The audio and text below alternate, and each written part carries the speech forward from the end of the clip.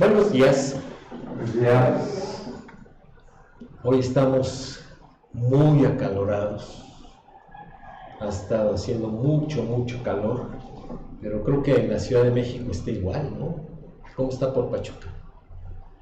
No, sí bajado, está lloviendo. Ah, mira, igual en la Ciudad de México también ha llovido. Y acá no, ni hablar. Pues bueno, vamos a comenzar haciendo una oración al Señor. Señor, te queremos dar muchas gracias por este nuevo día, muchas gracias, Señor, por la oportunidad que tenemos de reunirnos como iglesia, y gracias, Padre, por la doctrina que tú nos permites estudiar para poder ser mejores siervos para ti. Queremos pedirte, Señor, porque pues tú nos des a todos sabiduría, especialmente a Memo, para poder estar siempre en el fundamento de los apóstoles y del Señor Jesucristo. Te queremos agradecer, Señor, por este tiempo, y te pedimos lo bendigas en nuestra mente y en nuestro corazón. Gracias, en el nombre y en los méritos de Cristo Jesús te lo pedimos. Amén. Ok, estamos viendo el estudio de clases de gobierno de la iglesia. Como ya sabemos, de 3 clases para acá, es Hechos 14, 21 al 23, que dice: y después de anunciar el evangelio a aquella ciudad y de hacer muchos discípulos, volvieron a Listra, a Iconio y a Antioquía, confirmando los ánimos de los discípulos, exhortándoles a que permaneciesen en la fe y diciéndoles: es necesario que a través de muchas tribulaciones entremos en el reino de Dios. Y constituyeron ancianos en cada iglesia, y habiendo orado con ayunos, los encomendaron al Señor, en quien habían creído. Y fíjense que aquí hay algo que no salta a la atención de inmediato. Dice que constituyeron ancianos. ¿Qué edad espiritual tendrían esos ancianos?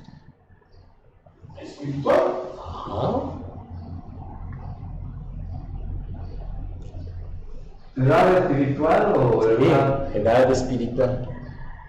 O sea, de haber recibido a Cristo a que los constituyeron ancianos. Y comprendían poco, ¿no? A lo más 2 años. Lo más. ¿Qué opinarían nombrar a un creyente de 2 años como anciano en una congregación actualmente?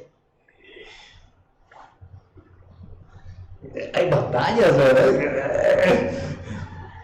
Sí, pero eso, o sea, depende de la capacidad del individuo también. Pero actualmente son garbanzos de a libra. O sea, creyentes que... Yo he conocido jóvenes que ya, o sea, aprenden, pero rápido, se desenvuelven. Sí, pero no es lo mismo tener información y datos a tener la sabiduría para aplicarlos. ¿Ok? Y un anciano, como vamos a ver al rato, o sea, pues se requiere un perfil muy especial. ¿Estaban conscientes los apóstoles de esto? Bueno, sí. Yo creo que sí, por lo que dice al final, los encomendaron al Señor. Sabían que se le estaban jugando, pero sabían que había una gracia especial en ese periodo de inicio de la iglesia, en donde el Espíritu Santo estaba trabajando. ¿Cuál es la diferencia ahora?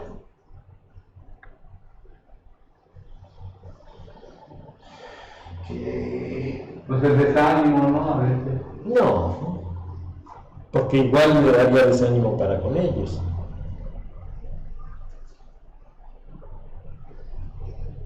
Que en aquel entonces tenían que depender totalmente del Espíritu Santo.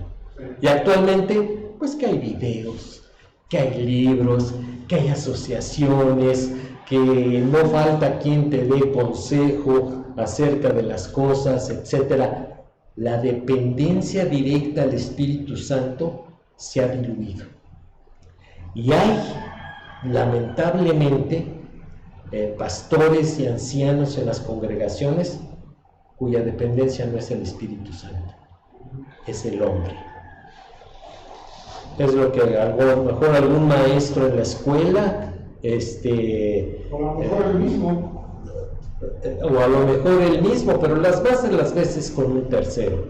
Yo me acuerdo que el consejo que les daban allí en el Instituto Bíblico de, ¿cómo se llama? Llano Grande, o que está en Texas. ¿Río Grande?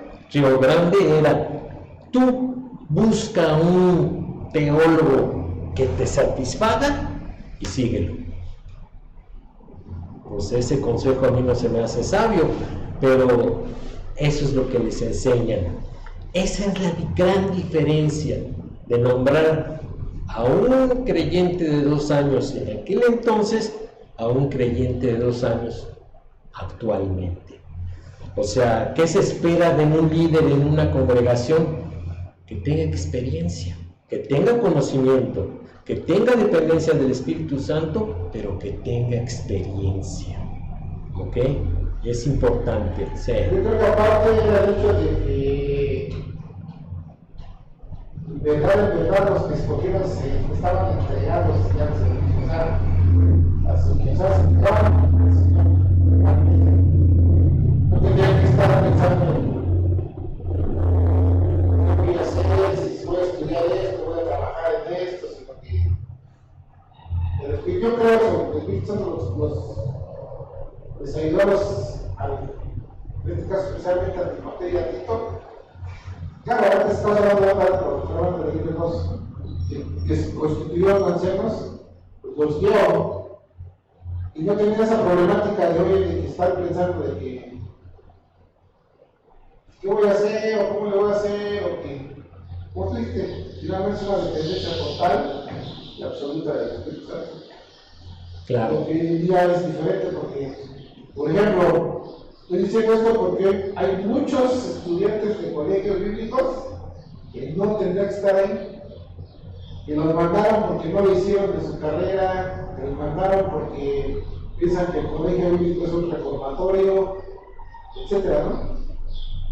Y una diferencia, para mí, vital, es que aquel que decía ser cristiano y líder, se jugaba la vida. Y actualmente no, como bien dices, muchos lo ven como una chamba más. Y así como están comprometidos atrás de un mostrador de la oficina municipal, es su compromiso al frente de la iglesia, lastimosamente. Y en aquel entonces, no. Dependía su vida de que confesaran ser cristianos y ser los responsables de la congregación. Y esa es una motivación, pero bien grande, que no tienen actualmente los creyentes. Al menos en nuestro entorno, que a lo mejor quizá en África sí, o en Corea del Norte, o en China, pero aquí, en México, no hemos llegado a esos niveles. A lo mejor en algún tiempo ahí en la Sierra de Hidalgo, en Campeche, en Chiapas, pero ha ido menguando. Muy bien, vamos a continuar viendo lo que es el gobierno congregacional. Esto ya lo vimos acerca de la autoridad, de la autonomía, de la responsabilidad y de la comunión en el gobierno congregacional. Sí, nos quedamos en donde estábamos viendo el apoyo hacia la autonomía local y la disciplina. Quedamos en que son los líderes los responsables de la disciplina, pero quienes la aplican es toda la congregación. Ahora vamos a continuar con el liderazgo. La iglesia entera participaba en la selección de sus líderes. Ciertos pasajes respaldan esto claramente. Vámonos ahí a Hechos 1:23.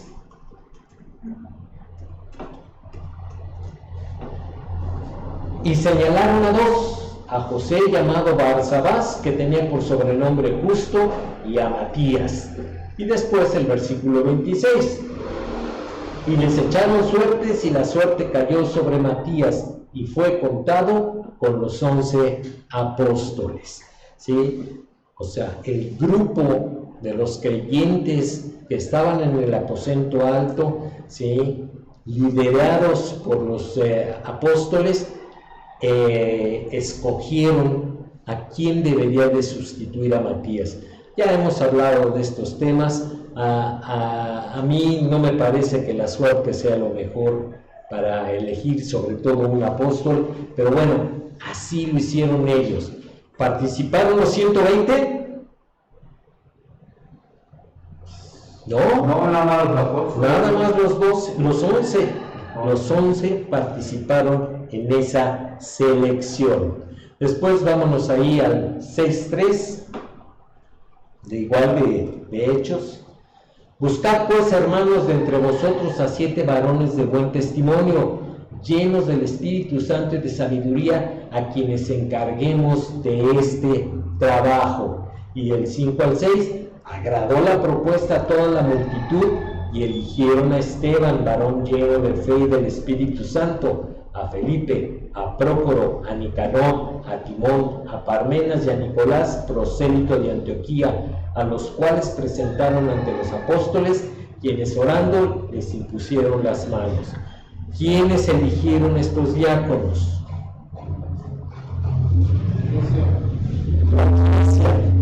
La iniciativa surgió de los apóstoles y les encargaron a la iglesia: escojan de entre ustedes.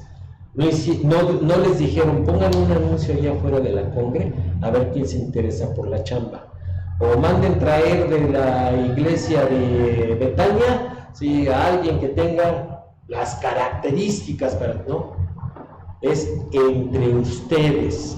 Y la congregación, ¿sí?, identificó a los espirituales. Fíjense, lo dice bien claro Esteban, lleno de fe y del Espíritu Santo.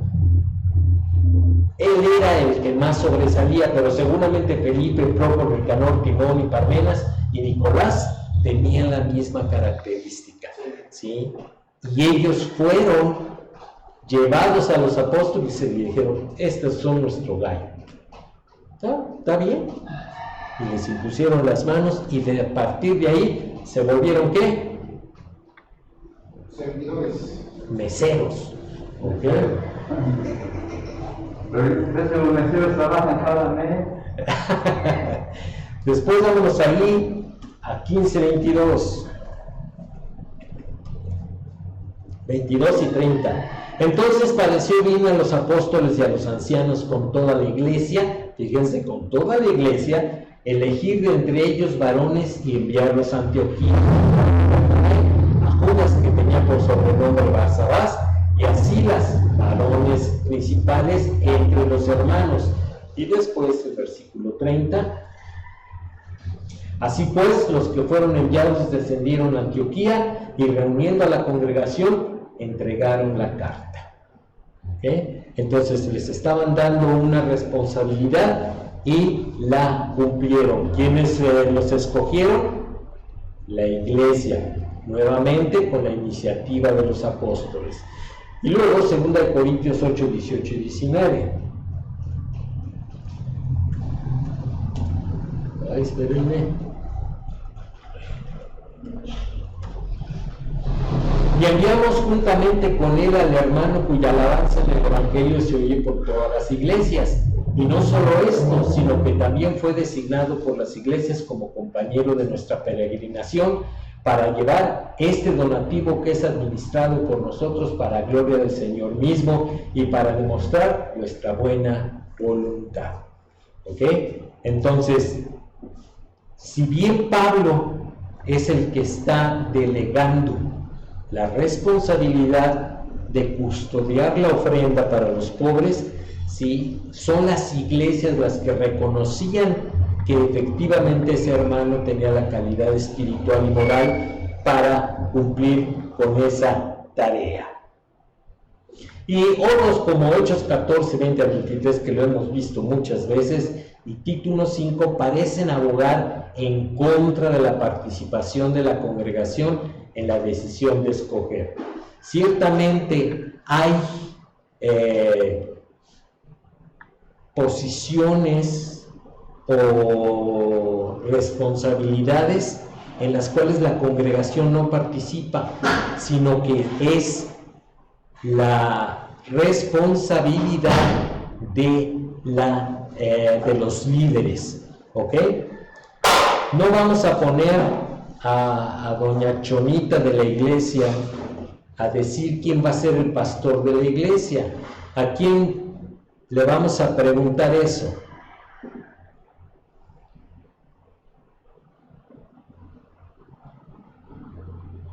Al Espíritu Santo, ¿no? Primeramente al Espíritu Santo. Y luego, porque se supone que el Espíritu Santo le habla a todos. A doña Chonita también.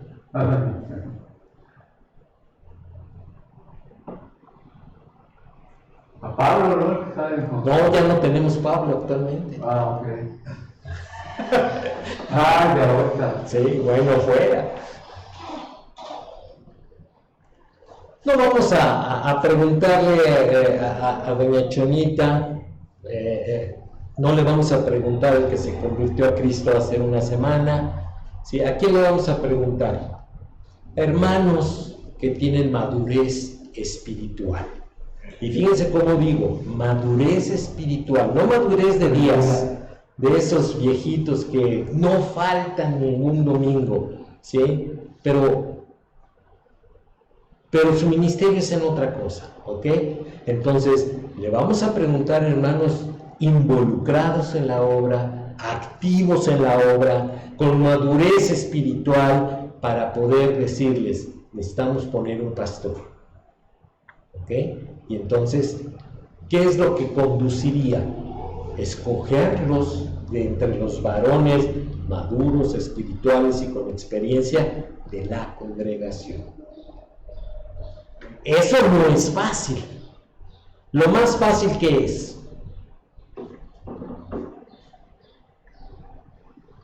porque no falta quienes los candidatos empiecen a hacer campaña política, ¿no?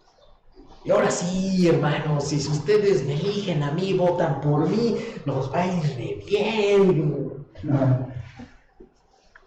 Lo más fácil es traer a alguien de fuera, alguien que no conoce la iglesia, que no conoce a los hermanos, a las hermanas, no conoce las necesidades de la congregación, no conoce los niveles espirituales de la gente, ¿sí? Nadie lo conoce a esa persona ni a su familia, ¿sí? Muchas veces el hermano puede ser un hermano espiritual y comprometido, pero su esposa no. ¿Y qué va a hacer la esposa? Va a traer divisiones en medio de la iglesia, comenzando por las mujeres. Y ustedes saben que la presión de la esposa se puede volver, la Biblia lo dice, mejor en el terrado que con mujer rencillosa en casa espaciosa, ¿sí? O sea, realmente el patrón o principio bíblico es elegir el liderazgo de entre los hermanos de la congregación. Y por excepción, si hay un gobierno federal, pues entonces de entre las iglesias que participan en el gobierno federal, ¿ok? Lo vamos a ver al rato.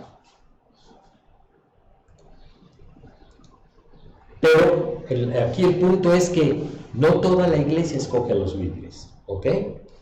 Eso es lo que quiero que se quede claro, porque cuando hace falta escoger un anciano o un diácono, etcétera, es por votación. Pues eso es lo menos bíblico que hay. Y votación de toda la iglesia, ¿no? Ordenanzas, varios pasajes. ¿Qué es una ordenanza?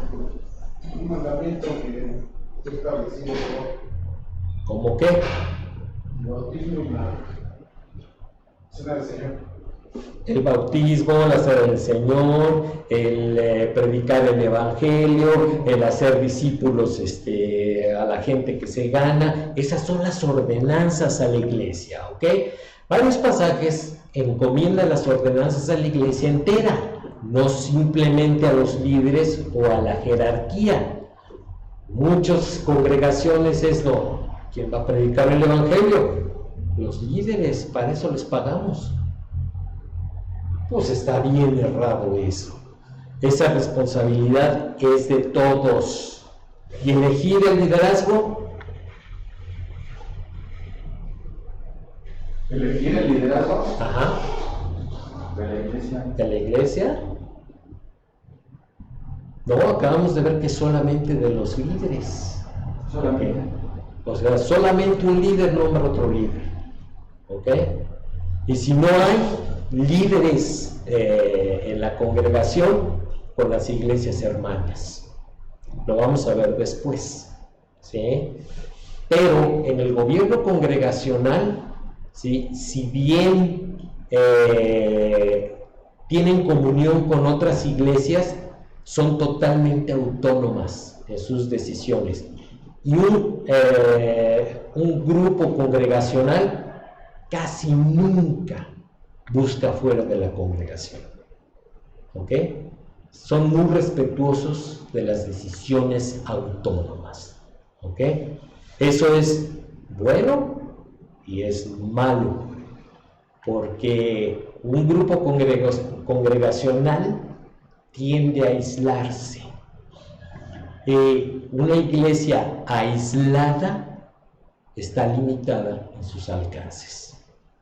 Siempre es bueno tener comunión con otras iglesias, comunión con otros ministerios para ampliar, ¿sí?, el horizonte de trabajo que una iglesia puede tener. Porque aquellos grupos congregacionales que tienen un líder con mucha visión, ¿sí?, llegan muy lejos. Pero aquellos grupos que tienen pues un líder que es así poquito, o sea, es fiel al Señor, es comprometido con la congregación, pero pues está muy limitado en su visión de lo que es la gracia suprema del Señor, pues es una iglesia que va a llegar no muy lejos. ¿Ok?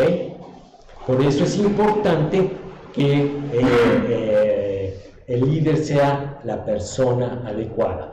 Vamos a ver en Mateo 28, 19 y 20, las ordenanzas. Yo sé que ya se lo saben de memoria. Por tanto, id y haced discípulos, ordenanza, a todas las naciones, alcance de la ordenanza, bautizándolos, ordenanza, ¿sí?, en el nombre del Padre y del Hijo y del Espíritu Santo, el modo de hacerlo, enseñándoles, ordenanza, que guarden todas las cosas que os he mandado, el alcance de la ordenanza, todas las cosas que el Señor ha mandado. He aquí, yo estoy con vosotros todos los días hasta el fin del mundo. Amén. 3 ordenanzas tenemos aquí. La cena del Señor no aparece aquí, pero aparece en otros lados. Vamos a 1 Corintios 11:2.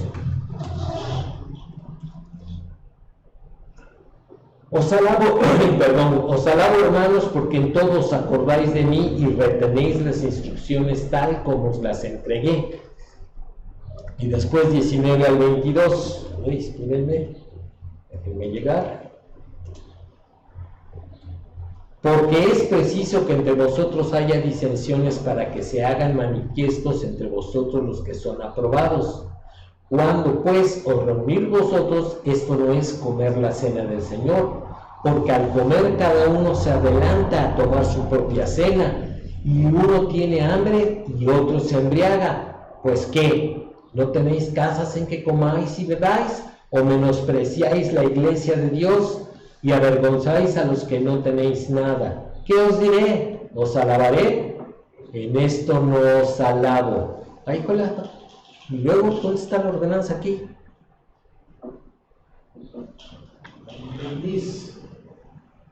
No.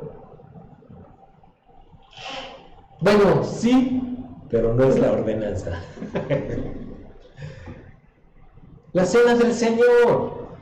Los corintios tenían un desorden en la cena del Señor. En lugar de ser un ágape de la iglesia para recordar la muerte y segunda venida del Señor, se había vuelto una pachanga de aquellas. Y llegaban los de condición humilde, con hambre, sí, y acercándose a celebrar la cena del Señor, y los ricotes, sí, ya venían pero bien borrachos. Imagínense si eso era una cena del Señor. Obviamente no.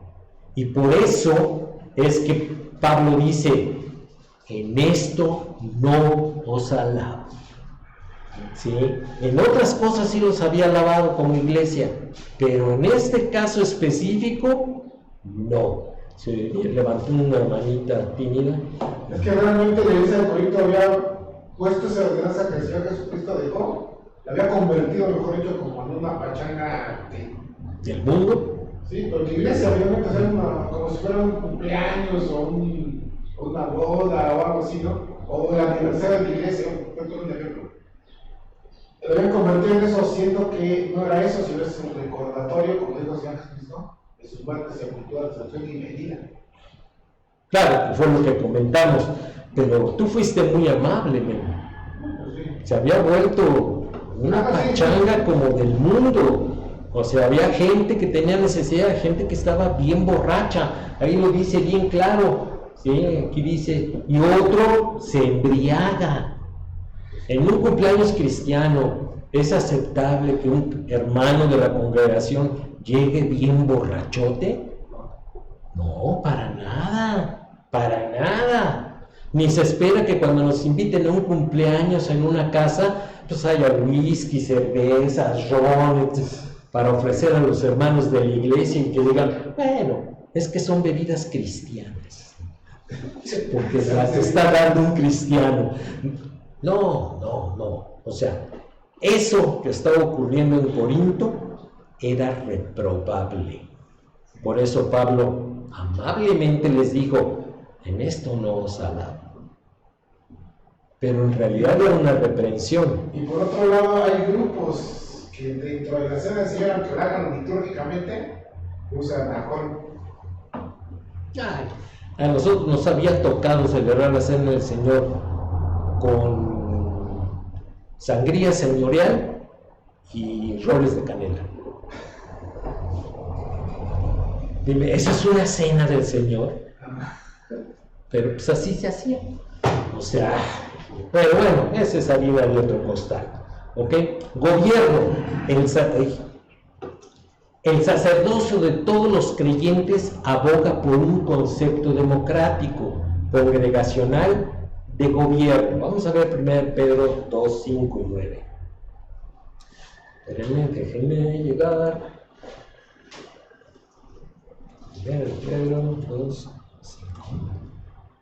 Ay, ¿quién sabe qué hice? Vosotros también, como piedras vivas, sed edificados como casa espiritual y sacerdocio santo, para ofrecer sacrificios espirituales aceptables a Dios por medio de Jesucristo. Y el 9, mas vosotros sois linaje escogido, real sacerdocio, nación santa, pueblo adquirido por Dios para que anunciéis las virtudes de aquel que os llamó de las tinieblas a su luz admirable. Entonces, si nosotros leemos nada más estos versículos, pues entonces diríamos, sí, es bíblico la democracia congregacional de gobierno, sí, pero como vamos a ver más adelante, no es tan así. Estamos viendo diferenciación de funciones y de ministerios en el interior de la iglesia. ¿Sí? No coman ansias, vamos a llegar a ello.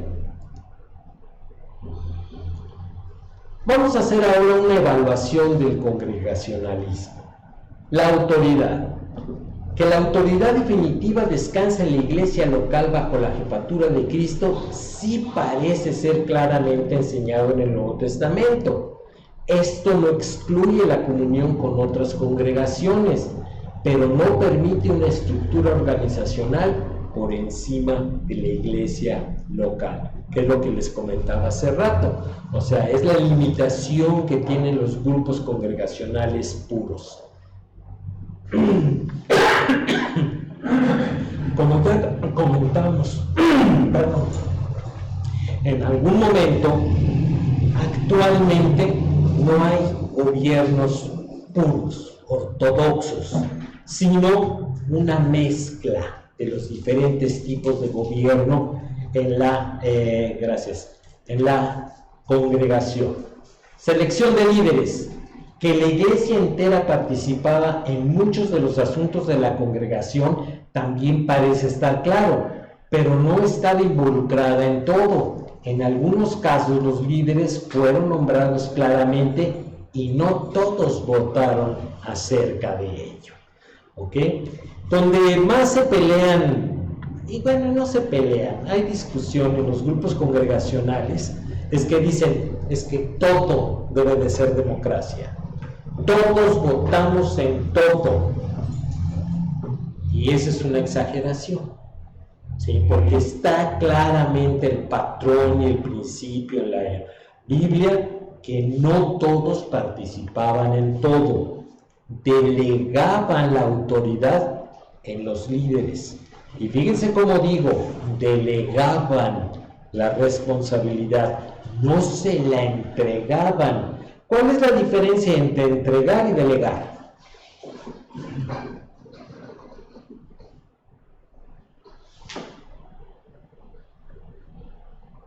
Ponerse de acuerdo, ¿no? No. Entregar es dejar que todos puedan opinar acerca de... No, lo estás viendo al revés.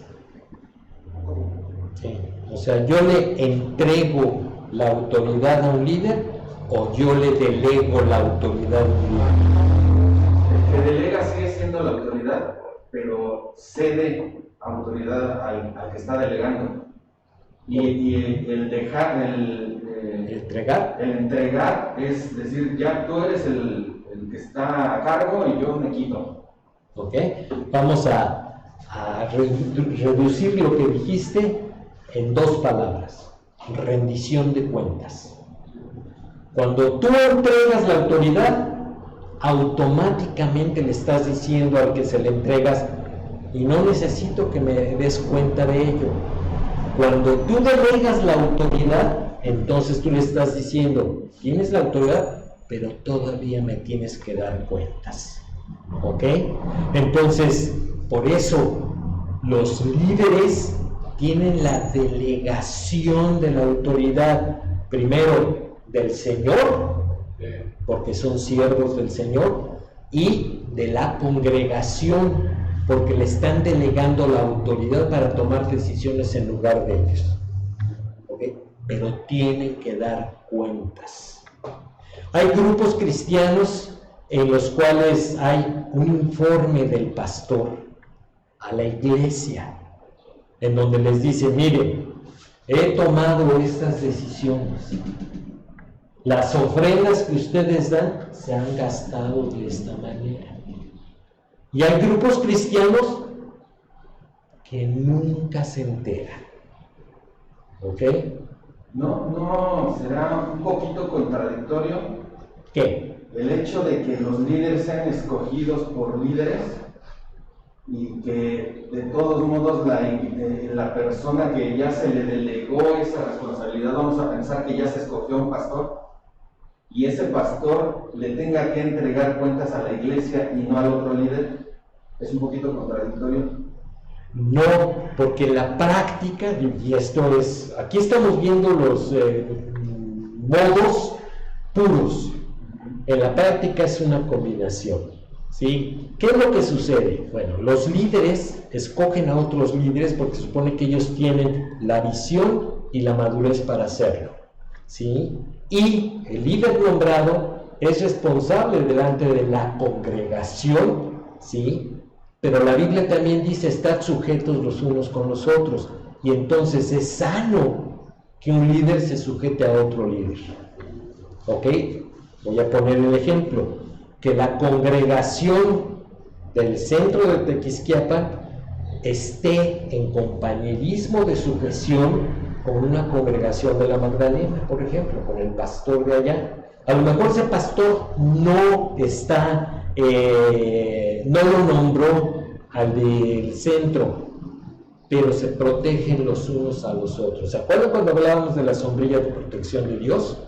Bueno, así es entre los líderes, ¿ok? Se cuidan los unos a los otros. ¿Cómo se cuidan? ¿Se cubren los pecados? No. se me fue la palabra, se aconsejan, se animan, se advierten, etcétera, etcétera, ¿sí? Porque un líder solo tiende a volverse tirano. Y los líderes congregacionales, ¿sí?, tienen ese riesgo. Estoy completamente de acuerdo en ese tema de que incluso debe de haber varios pastores en una iglesia para que no se vuelva el líder y los seguidores solamente. O sea, en el término iglesia, de una u otra manera todos somos parte de. Por eso digo que no debe de haber, bueno, desde mi punto de vista, obviamente no soy un erudito, pero sí creo que no debemos de tener un poco de cuidado de que los líderes escojan a los líderes, porque si no entraríamos en un término papal, de que solamente los que estén hasta arriba escogen a los líderes y estaríamos excluyendo a los que se supone ya son convertidos, aunque tengan muy poco de convertidos, ya son aceptados como miembros de la iglesia. La iglesia es la que debe de poner al pastor. Ese es mi punto de vista. A ver, es que a lo mejor estamos, y al ratito vamos a llegar a ese punto. No es lo mismo escoger a nombrar. ¿Qué hicieron los apóstoles? Dijeron, escojan entre ustedes a varones con este perfil. La iglesia trabajó, identificó y fue con los apóstoles y dijeron, ellos son los que nosotros vemos que tienen ese perfil.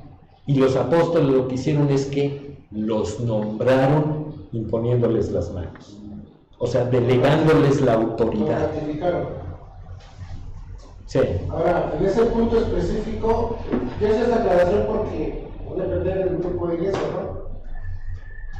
Pero específicamente era ese nombramiento que iban a hacer la iglesia era para liderazgo, no era para liderazgo, era para servicio.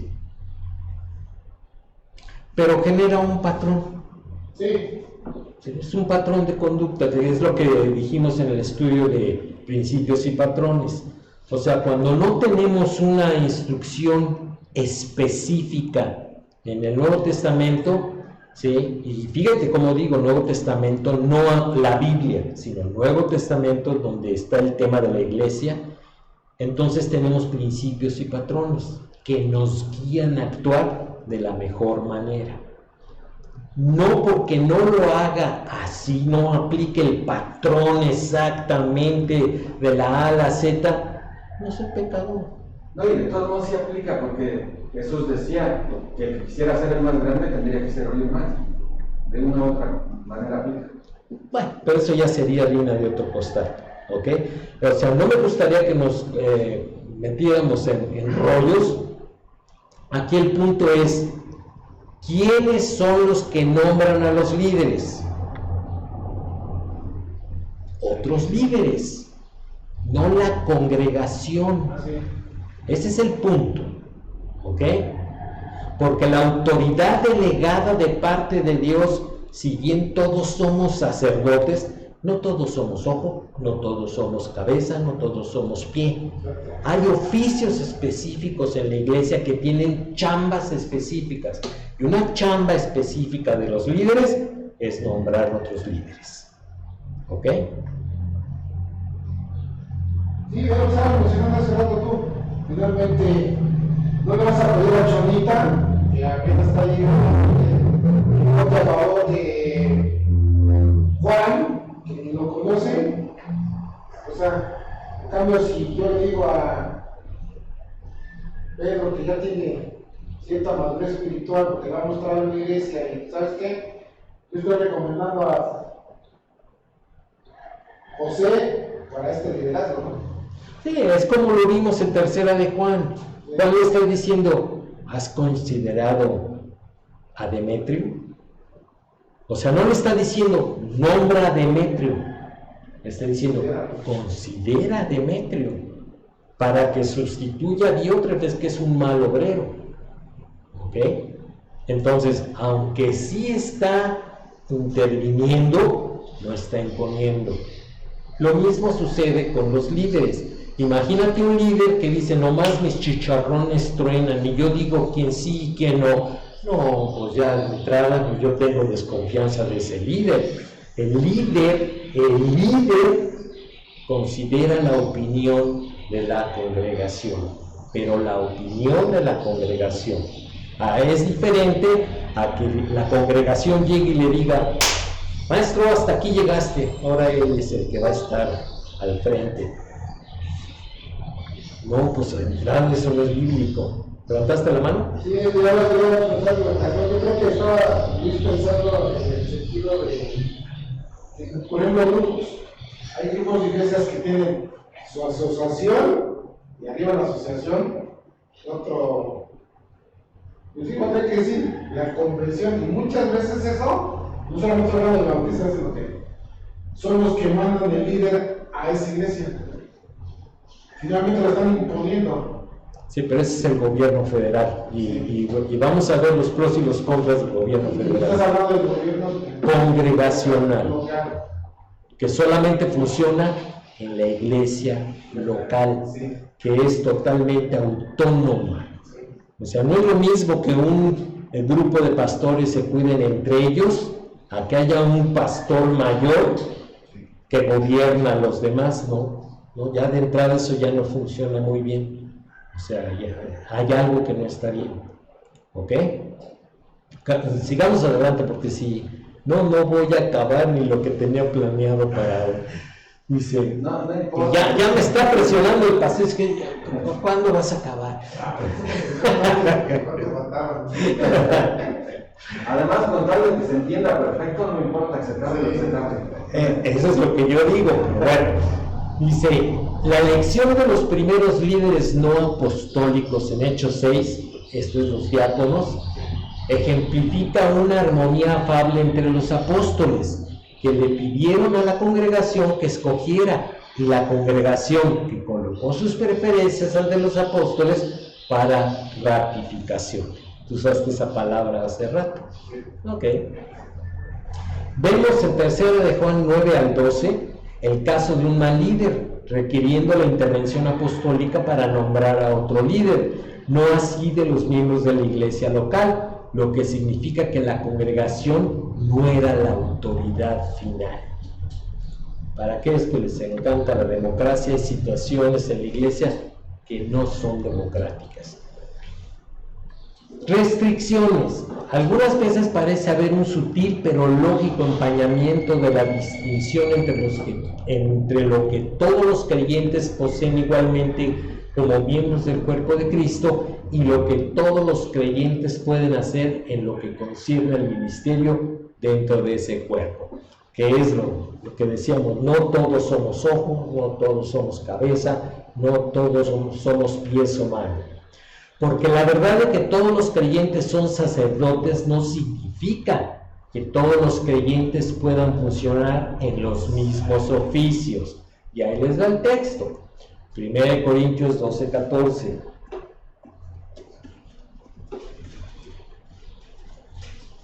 Además, el cuerpo no es un solo miembro, sino muchos.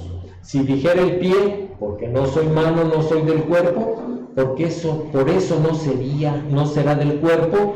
Y si dijere la oreja, porque no soy ojo, no soy del cuerpo, por eso no será del cuerpo. Si todo el cuerpo fuese ojo, ¿dónde estaría el oído? Si todo fuese oído, ¿dónde estaría el olfato? Mas ahora Dios ha colocado los miembros, cada uno de ellos, en el cuerpo, como Él quiso. Porque si todos fueran un solo miembro, ¿dónde estaría el cuerpo? Y acuérdense que la iglesia es el cuerpo de Cristo. Y el cuerpo tiene muchos miembros. Y no todos tienen la misma función. ¿Para qué sirve este dedito? Sí, para sacarse la cerilla, ¿ok? No, este no cabe, ¿ok? Entonces se tiene que usar este. ¿Y este para qué sirve? Pues sería el más importante de la mano, porque sin este no podrías agarrar las cosas. aunque todos digan que el más importante es este, porque es con el que señalas, pero no. O sea, todos tienen su función. Lo mismo sucede en la congregación. Todos tenemos una función que es importante en el trabajo concertado y unido del cuerpo. No puede ser, no es razonable, no es lógico, no es bíblico que haya creyentes que nomás vengan a reunirse los domingos y se van y nunca más los volvemos a ver. Bueno, durante la semana. No es bíblico. No está funcionando como debe. Tú te empiezas a congregar en una iglesia, tienes que chambearle, maestro. Tienes que trabajar. ¿En dónde? Primero le preguntas al Señor, identificas tu don y en base a ese don, ¿sí?, que los demás miembros de la iglesia te vean practicarlo y entonces se verá tu función en el cuerpo. No es nada más de decir, pastor, pues yo soy el non plus ultra de la iglesia. Agradezca a usted que Dios me trajo aquí. Ay, ¿por qué? Pues porque donde yo estoy, siempre soy responsable de todo. Ah, sí, ¿cómo sabes? Cada vez que hay una división, yo soy el responsable. Ay, híjole, está buena la cosa. No funciona así. Ok, lo dije más o menos de chiste, pero no es así. Cuando yo llego a la iglesia, llego con la mentalidad de que ahí voy a servir. ¿Ok? Y los demás miembros de la iglesia me van a ver servir. Y van a identificar cuál es mi posición dentro del cuerpo. A lo mejor sí, tú llegas humildemente y empiezas a servir, ¿sí? Y de repente tu ministerio es ser el siguiente pastor. Puede ser. No sabemos más que Dios, por eso te llevó a esa iglesia. Y eso es lo importante, que Dios te trajo a un grupo. No llegaste, no escogiste. Dios te trajo a ese grupo. Y si Él llamó tu atención a un grupo, es porque Él quiere que estés ahí y seas parte del cuerpo. Hay creyentes que llegan a una congregación y nunca se sienten parte de ese cuerpo. Y por eso no trabajan. Pues ya de entrada hay algo que no está bien en el creyente que llega, ni entre los líderes que se hacen cargo de su alma. A lo mejor no lo consideran como parte de la iglesia, porque como nunca se involucra, llega en punto, pero se va en punto, o sea, es de los dos lados. Entonces, lo bíblico es el que llega, sepa que llega al cuerpo de Cristo, y el que lo recibe es que Dios lo trajo ahí, y hay que identificar en qué va a servir. ¿Ok? Algunos servirán recogiendo sillas, otros servirán, ¿sí?, siendo ancianos y tomando decisiones. Todo depende del lugar que Dios le dé en esa parte del cuerpo. ¿Ok? Las condiciones para el liderazgo excluyen algunos. Vamos a ver el perfil. 1 Timoteo 3, 1 al 7.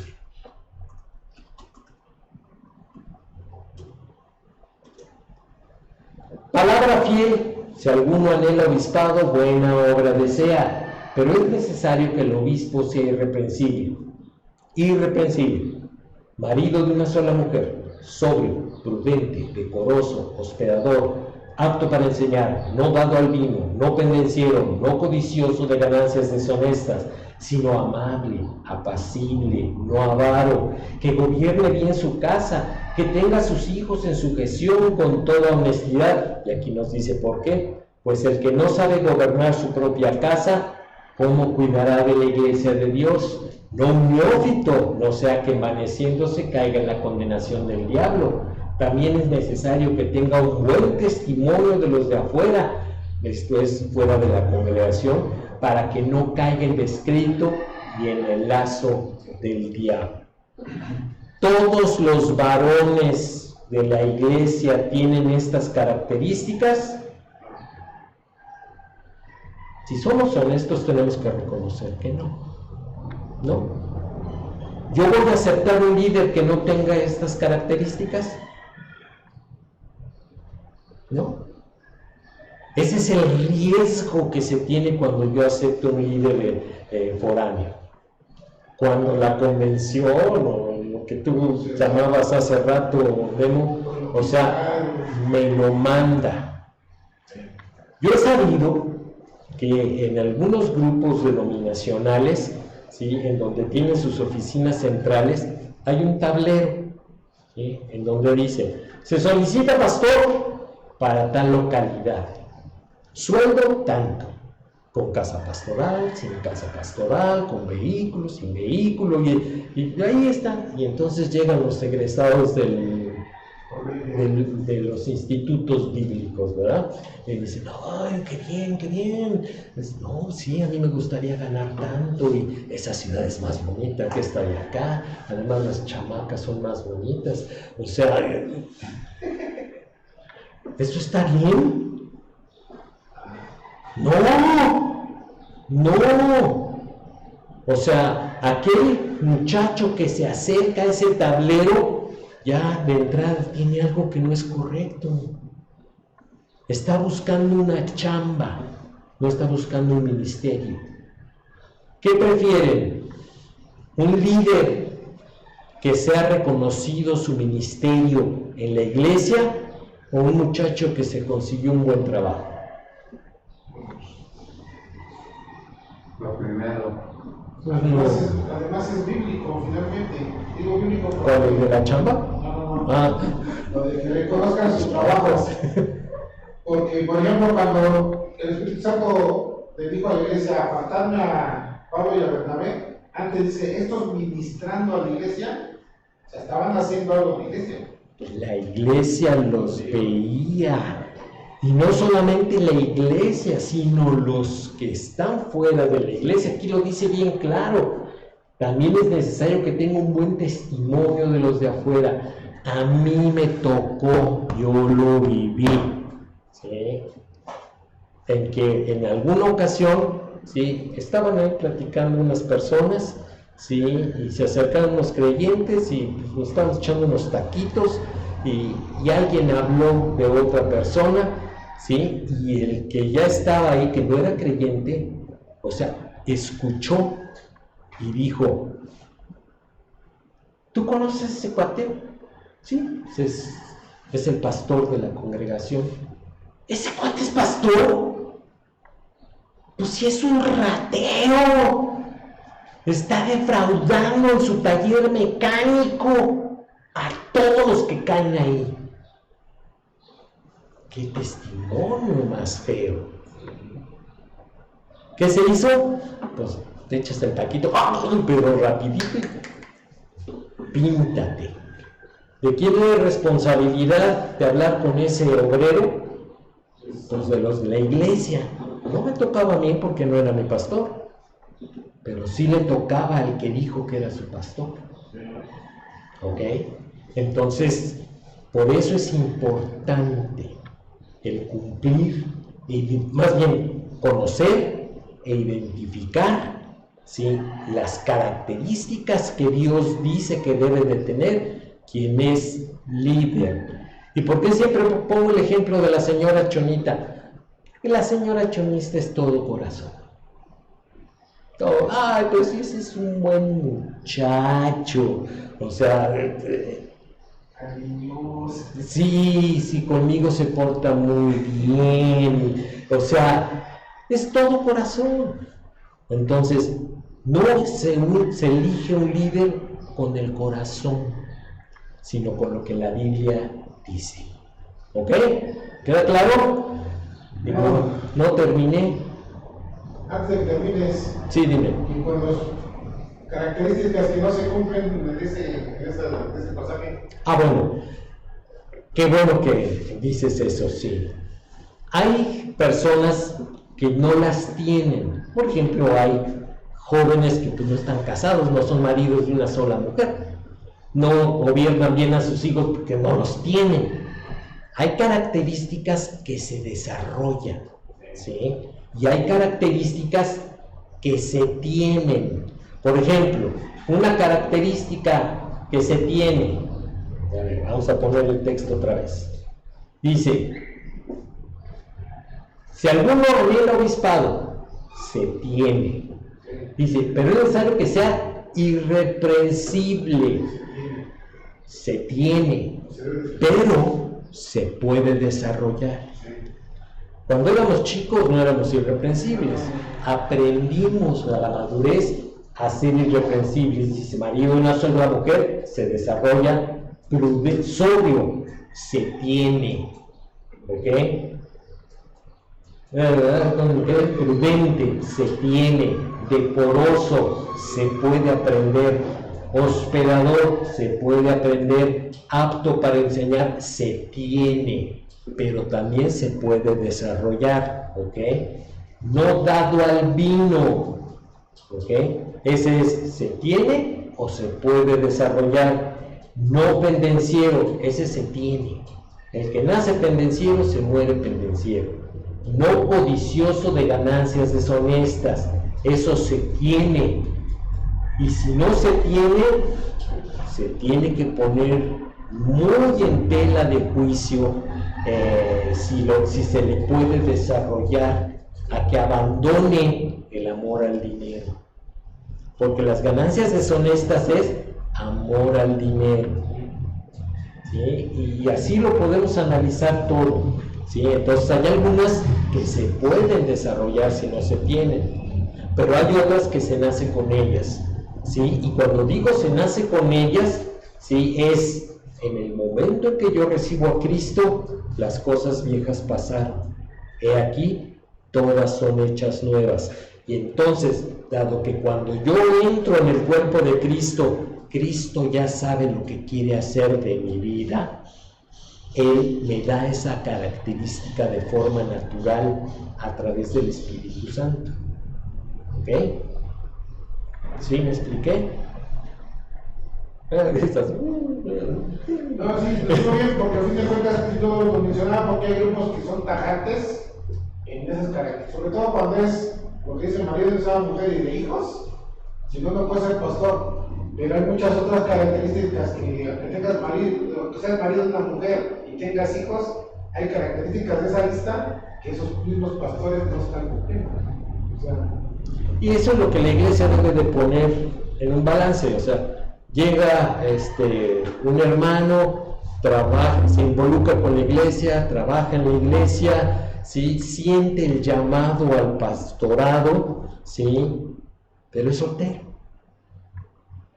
Y hay otro hermano, ¿sí? Que tiene su familia, que está sujeta al Espíritu como él lo está haciendo, etcétera, ¿sí? Igual, o sea, se involucra en la iglesia, se muestra que tiene la mismo deseo que el primero. ¿A cuál escoges?